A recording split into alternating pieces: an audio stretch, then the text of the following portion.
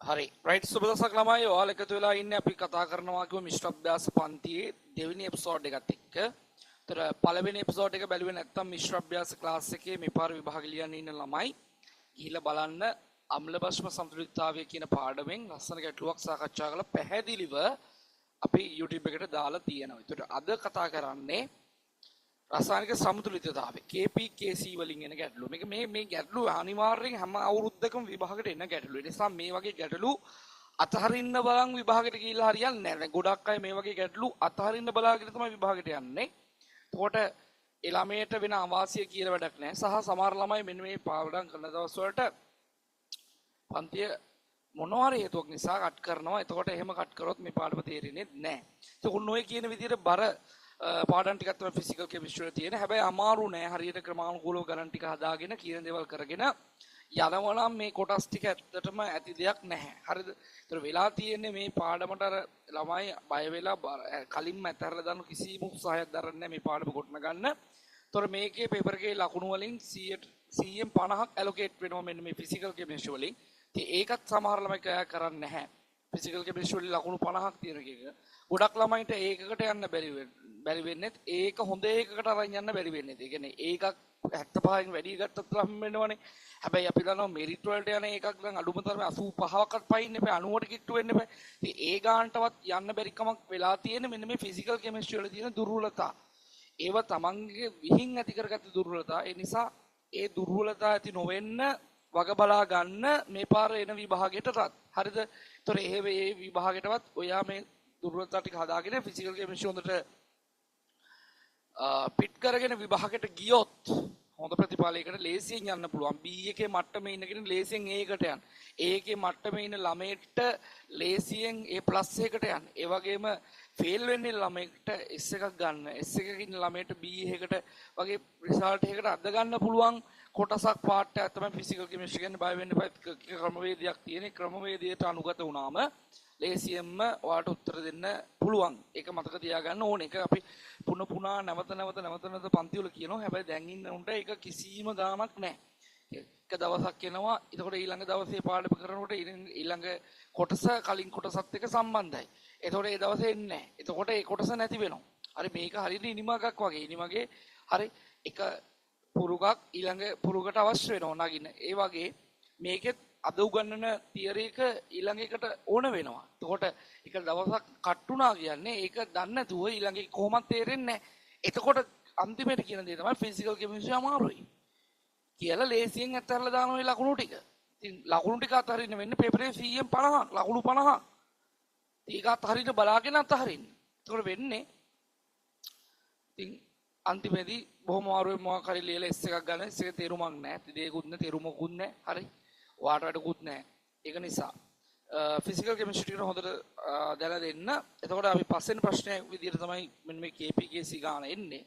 ඒතර අපි සාකච්ඡා කරගෙන යම් ප්‍රශ්නය අපිට කියනවා මෙහෙම XY2 Z2 ගෑස් නැමැති සංයෝගය 300 කෙල්වින්ට වඩා ඉහළ උෂ්ණත්වයට රත් කළ විට පහත පරිදි වියෝජනය වෙනවාලු. හරි. කොහොමද වියෝජනය වෙනවා කියන්නේ? බලමු. රයිට්. හරි. බලන්න පස්වෙනි ප්‍රශ්නේ විදිහට තමයි එන්නේ මේ ප්‍රශ්නය KPKC ගැටලුව. බලන්න ඇති දෙයක් නැහැ. ඉතින් ලේසි මේක හදන්න. අපි හදමු XY2 Z2 කියන ගෑස් එක 300 කෙල්වින්ට වඩා ඉහළ උෂ්ණත්වයට රත් කරාම ඒක තාප වියෝජනයට ලක් වෙනවා. එතකොට තාප වියෝජනයට ලක් වෙලා දෙන්නේ XY2 ගෑස් සංකේතාත්මකව යන ගැටලුවක් XY2 ගෑස් දෙනවා. ඊළඟට හරි Z2 ගෑස් දෙනවා. ඔන්න ඕක තමයි ඇත්තටම මෙතන වෙන හරි සමතුලිතය. හරිද?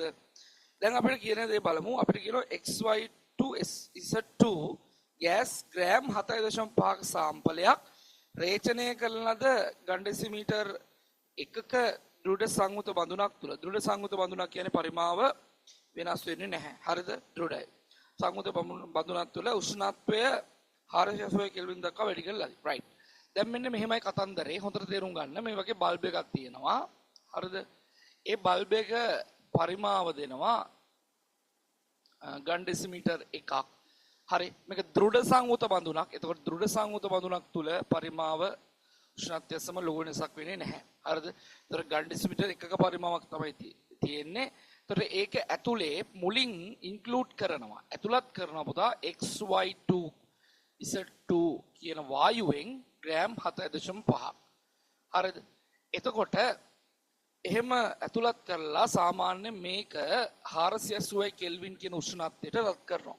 හරිද?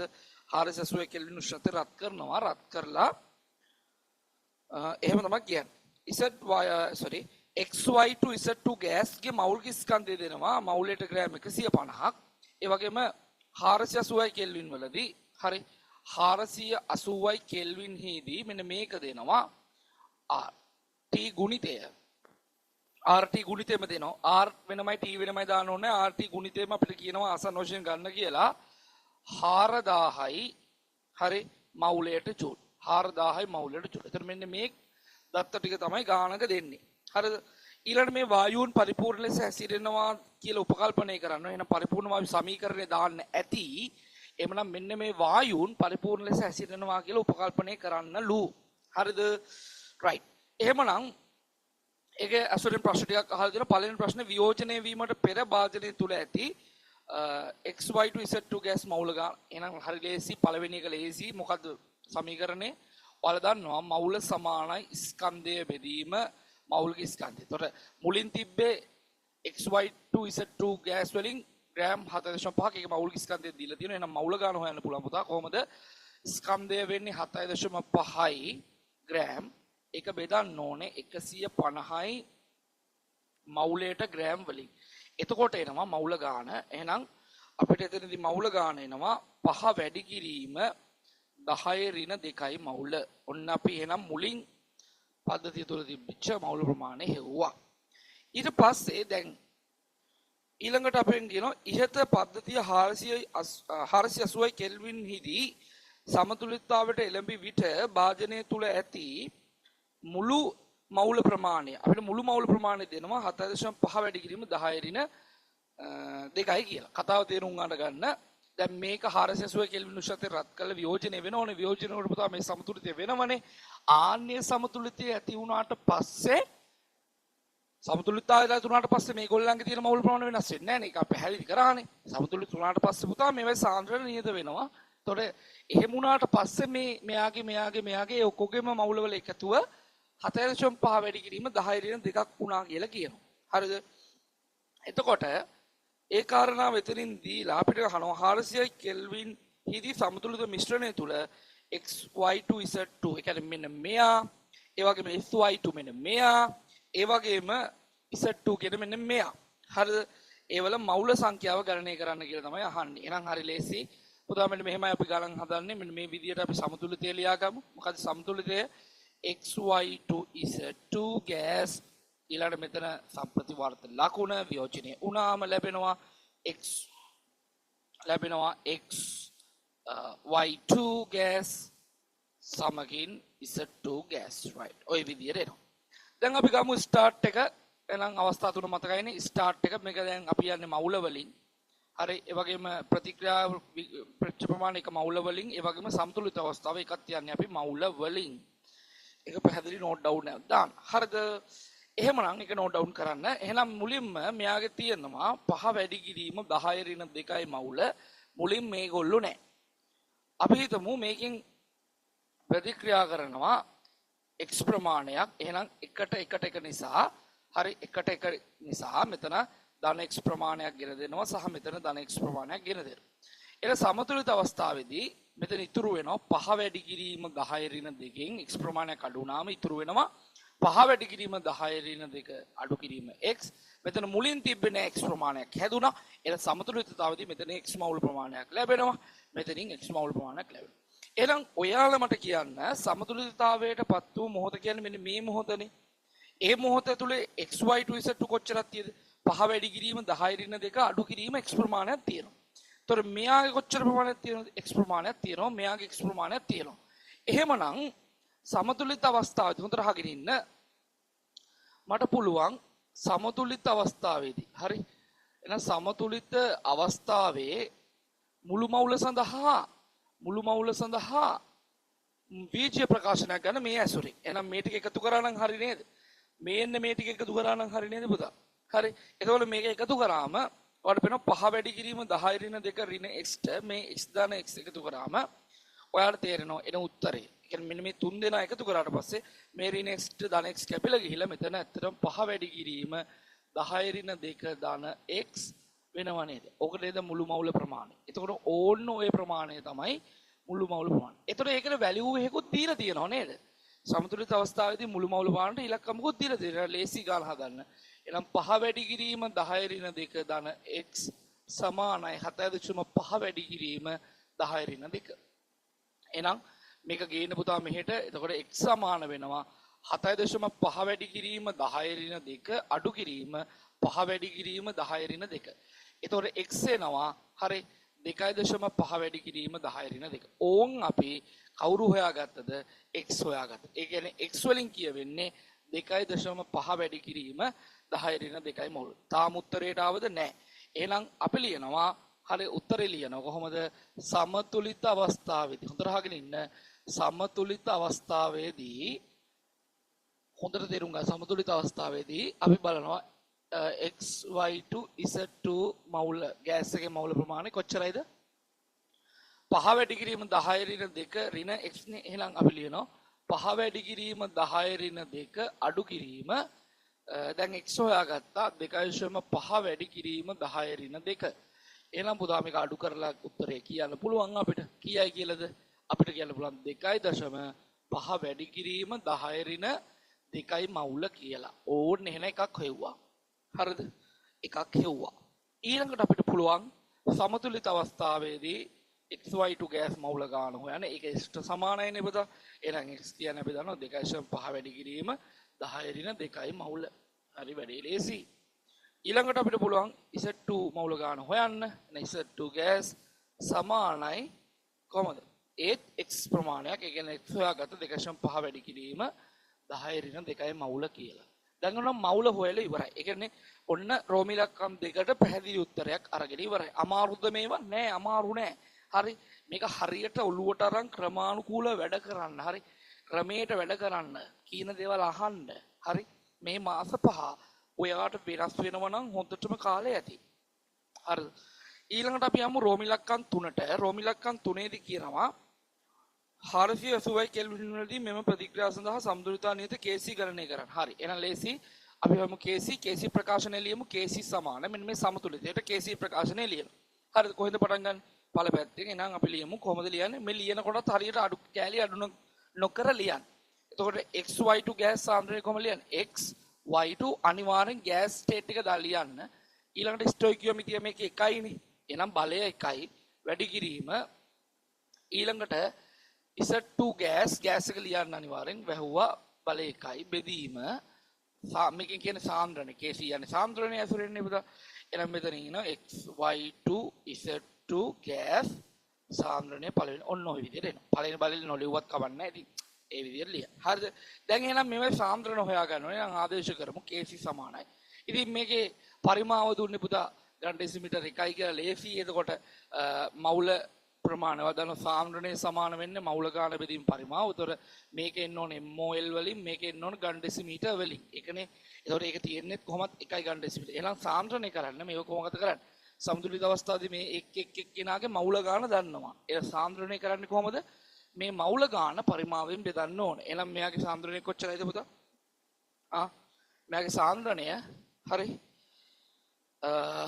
මෙයාගේ සාන්ද්‍රණය 2.5 වැඩි කිරීම 10 රින් 2යි මවුල ග්‍රෑම් ඩෙසිමීටර් 1ෙන් බෙදුවම හරි මම මෙතන කියන 2.5 වැඩි කිරීම 10 රින් 2 බෙදනවා 1කින්. එතකොට උත්තරේ අරකම තමයි එන්නේ ඒකකය ග්‍රෑම් ඩෙසිමීටර් මවුල. හරිද? එහෙනම් අපි ආදේශ කරමු මෙතනට එනවා. හරි මෙතනට එනවා 2.5 වැඩි කිරීම 10 රින් 2යි ගණ ඩෙසිමීටරයට මවුල. මෙතනටත් එනවා 2.5 වැඩි කිරීම 10 රින් 2යි ගණ ඩෙසිමීටරයට මවුල. එතකොට සමතුලිත අවස්ථාවේදී xy2 z2 සාන්ද්‍රණයත් එනවා 2.5 වැඩි කිරීම 10 රින් 2. ඒ කොහොමද සර්? ඒ ආවේ මෙහෙමයි. ඉතින් මේ මවුල ප්‍රමාණ අපි හැම වෙලාවෙම පරිමාවෙන් බෙදුවා. මේ බඳුන ඇතුලේ නේ ඉන්නේ. එහෙනම් මේක එකෙන් බෙදුවම 2.5 වැඩිකම 10 රින් එක තමයි. මෙයා එකෙන් බෙදුවම 2.5 වැඩිකම 10 රින් එකම තමයි. මෙයා එකෙන් බෙදුවම 2.5 වැඩිකම 10 රින් එක තමයි. දැන් මොකද වෙන්නේ? මේකට මේකක් කැපෙනවා. එහෙනම් KC එනවා. හරි 480 කෙල්වින් වලදී KC එනවා 2.5 වැඩි කිරීම 10 රින් 2යි. අමාරු උදාරේ මේව නෑ. වැඩ කරන්න. ගන්න ඉස්සෙල්ලාම අවුල කියලා. ඔන්න එහෙනම් KC. හරි නේද? එනවන KC හෙව්වා. ඊළඟට අපෙන් අහනවා 480 කෙල්වින් වලදී සමතුලිතතාවය සඳහා KP ගණනය කරන්න. ඔයා දන්නවා. හරි. ඔයා දන්නවනේ මේක සම KP සහ KC අතර සම්බන්ධය අපි ව්‍යුත්පන්න කරන්නේ. කොහොමද ඒක? KP සමානයි KC වාරයක්. හරි. RT ගේ ඩෙල්ටා n වෙනි බලය. ඒතකොට මෙතනදී ඔයාලා සැලකිලිමත් යුතු කාරණාව තමයි මේවා SI එකක වලින් ආදේශ කරාම SI එකක වලින් තමයි ලැබෙන්නේ කියන කාරණාව. හරිද? එහෙමනම් මෙතන ඩෙල්ටා n කියන්නේ මොකද්ද? ඩෙල්ටා n කියලා කියන්නේ හරි මේ පැත්තේ බැලුවොත් ස්ටොකියෝමීටර් අනුව මෙතන මවුල දෙකක් තියෙනවා පළ පැත්තේ. මෙතන මවුල එකක් තියෙනවා. එතකොට පළ මවුල වලින් ප්‍රතික්‍රියක මවුල අඩු කරන්න තියෙනවා. එතකොට මෙතන මවුල ස්ටොකියෝමීටර් අනුව හිතන්න 1 1 කියන්නේ මවුල 2යි. හරි මේ පැත්තේ පුතා මවුල 2යි. එතකොට මේ පැත්තේ මවුල 1යි. එතකොට කරන්න තියෙන්නේ මේ ඩෙල්ටා n කියන එක ගන්න කොහොමද? ඩෙල්ටා n කියන එක ගන්න පුතා මෙන්න මේ දෙකෙන් එකක් අඩු කරන්න. හරි. දෙකෙන් එකක් අඩු කරාම ඩෙල්ටා n කියන්නේ 1යි. කියන්නේ මෙන්න මෙතනට එන බලය RT ගේ කීවෙනි බලය කියලා දෙන්නේ? පළවෙනි බලය කියලා එන්නේ. එහෙනම් අපි ආදේශ කරමුකෝ. එහෙනම් KP සමාන KC අපි හොයාගත්තා. 2.5 වැඩි කිරීම 10 මෙතන 2.5 වැඩි කිරීම 10 ඍණ 2යි. හරි. 2.5 වැඩි කිරීම 10 ඍණ 2යි 10 ඍණ 2යි ගල ඩෙසිමීටරයට මවුල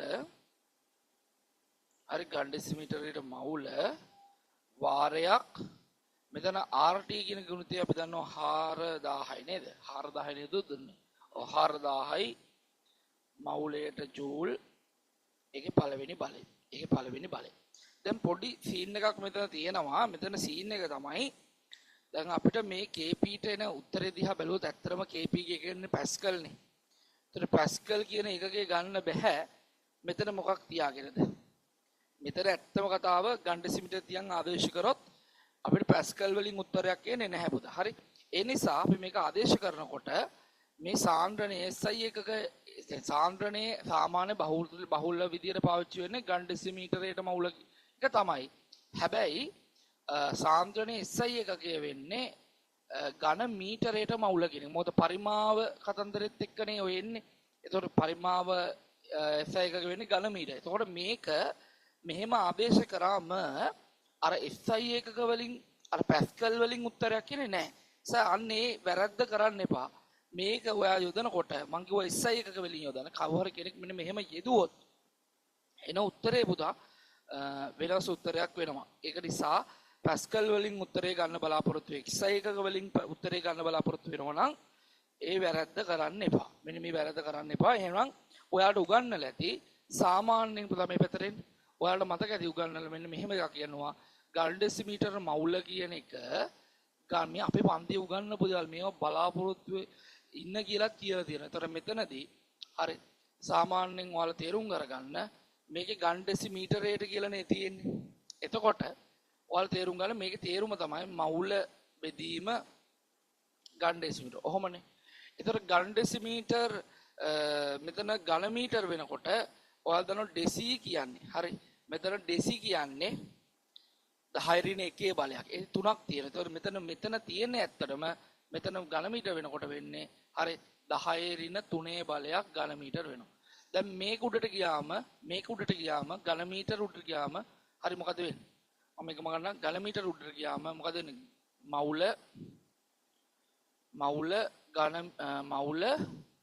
ඝන මීටරයට වෙනවා. හැබැයි 10 ඍණ 3ට ගියාම 10 3ක් වෙනවා. ඒ කියන්නේ මෙතන යම් ඉලක්කමක් තියෙනවා නම් ආන්ගේ ඉලක්කම 10න් වැඩි වෙනවා කියන එක තමයි තියෙන්නේ. එහෙනම් මෙතනදී අපිට මෙහෙම ලියන්න පුළුවන් KP සමානයි මෙහෙම ආදේශ කරාට අපිට SI එකක වලින් දාන්න වෙනවා. ඉතින් මේක දාමු 2.5 වැඩි කිරීම 10 ඍණ 2 ආන් එක වැඩි කරනවා 1000. හරිද? ඒක 1000න් වැඩි කරනවා 10න් වැඩි කරාම ඒක ඝන මීටරයට මවුල වෙනවා. ඝන මීටරයට මවුල වෙනවා. ආන් එක වැඩි කරන්න 4000 වැඩි කිරීම මවුලයට පළවෙනි බලයනේ. ඒ කොහොමද 4000ම තමයි එන්නේ. එතකොට හරි මෙතනදී මොකද වෙන්නේ ළමයි? හරි මෙතන මවුලයට මවුල කැපිලා එන උත්තරේ පැස්කල් වලින් ලස්සනට එනවා. එයා සුළු කළා මට කියන්න උත්තරේ. මෙතන 10 ඍණ 2 බලයක් තියෙනවා. ඒක මෙතන 10 3 බලයක් තියෙනවා. ඒතකොට 10 බලයක් එනවා. ඒතකොට ඒ 10 බලය ඒ 10 බලය එහෙම තියන්න. එතකොට මෙතන පුතා හරි වෙන්නේ මෙතන 10 බලයක් ඉතුරුයි. එතකොට 25 වැඩි කිරීම 4 කියන්නේ 100යි. හරි 25 වැඩි කිරීම 4 කියන්නේ 100යි. එතකොට 100 වැඩි කිරීම 10 3 බලය කියලා එනවා නේ. 100 වැඩි කිරීම 10 3 බලය. එහෙම නැත්නම් 1 වැඩි කිරීම 10 5 බලය. පැස්කල්. ඔන්න ඔය විදිහට උත්තරේ එනවා. හරිද? එහෙනම් ඔන්න KP හෙව්වා. දැන් නම් පැහැදිලි කියලා දෙන එකක අවශ්‍ය නැත කියලා. හැබැයි දැන් මේ විභාගයේ තරගකාරී මේ සරල දැනත් අපිට වරද්දලා උත්තරයක් බලාපොරොත්තු වෙන්න බෑ. ඒ නිසා SI එකක වලින් බලාපොරොත්තු වෙනවා නම් මෙන්න මේ KC සාන්ද්‍රණය දානකොට ඒක ඝන මීටරයට මවුල වලින් දාන්න අමතක කරන්න එපා. ඒ කාරණා පුතා තේරුම් අරගන්න ඕනේ. එහෙනම් උත්තරේ එතනදී එක වැඩි කිරීම හරි 10 පැස්කල් කියලා එනවා. ඒ වැරද්ද කරන්න එපා. මෙතන මේ වැරද්ද කරන්න එපා. ඒ වැරද්ද කරොත් එන උත්තරේ වර්ධිනවා. ඒක හොඳට තේරුම් අරගත යුතුයි. හරිනේ? ඒතකොට ඔයාලට පැහැදිලි කරා දැන් මෙතන 2 ඝන ඩෙසිමීටරයට මවුල කියන එක තියෙනවා නම් හොඳේ 2 ඝන ඩෙසිමීටර මවුල කියනවා නම් ඔයාට මේක ඝන මීටරයට මවුල කරන්න තියෙන මෙච්චරයි 2 කියන ඉලක්කම වැඩි කරන්න 1000න්. එතකොට මේක ඝන මීටරයට මවුල වෙනවා. ඉතින් මේ පොඩි වෙලාව මේක ඉවර වෙනකම් මේක බලනවා නම් මේ මිශ්‍ර අභ්‍යාස ඇතුලේ ඔයාට ගත යුතු කරුණු ප්‍රමාණය සහ ඉගෙන ගන්න තියෙන කරුණු ප්‍රමාණය ගොඩාක්ම වැඩි. ඒ නිසා මේක නිකරුණේ අපරාධ කර වෙලාවක් නෙවෙයි. මේක අරගෙන අනිවාර්යෙන් බලන්න පන්තියක ඉන්න විදියට. එතකොට ඔයාට මේක නිවැරදි උත්තරේ ගන්න විදිය පැහැදිලි වෙනවා. හරි නේද? රයිට්. එහෙනම් ඔන්න ඉගෙන ගත්තද තමයි මෙන්න මේවට KP SI එකක වලින් ඕනනම් RT ගුණිතයත් SI එකක වලින් තියෙනවනේ සහ KC අපි සාමාන්‍යයෙන් එන්නේ KC ඝන ඩෙසිමීටරේ මවුල් වලින්. හැබැයි ඒක එයාගේ මෙතනට ඒ විදිහටම ආදේශ කරොත් එන උත්තරේ වැරදි. SI එකක වලින් එන්නේ නැහැ. එහෙනම් මේක අනිවාර්යෙන් මේ ඝන ඩෙසිමීටරට මවුල කියන එක ඝන මීටරයට මවුල කියන විදිහට තමයි ආදේශ කරන්න ඕනේ. හරිද? එහෙනම් ඔන්න ඔය කියන කරුණු ටික තේරුම් අරගෙන අපි ඊළඟ මිශ්‍ර අභ්‍යාසින් සෙට් වෙමු. එතකොට මේ සාකච්ඡා කරේ මිශ්‍ර අභ්‍යාස දෙක. එතකොට මේ ටිකේ බර දීලා තියෙන ෆිසිකල් කෙමිස්ට්‍රියට. මොකද හේතුව දැනටමත් තවමත් ෆිසිකල් කෙමිස්ට්‍රි කරන පකවානුවක අපි ෆිසිකල් කෙමිස්ට්‍රි ඉවර වෙලා මේ අන්තිම හරියේ ඉන්නේ. හරි නේද? ඒ නිසා ඔන්න ඔයකින් chance එකක් ගන්න එනම් අපි ඊළඟ ගැටලුවෙන් හම්බෙමු.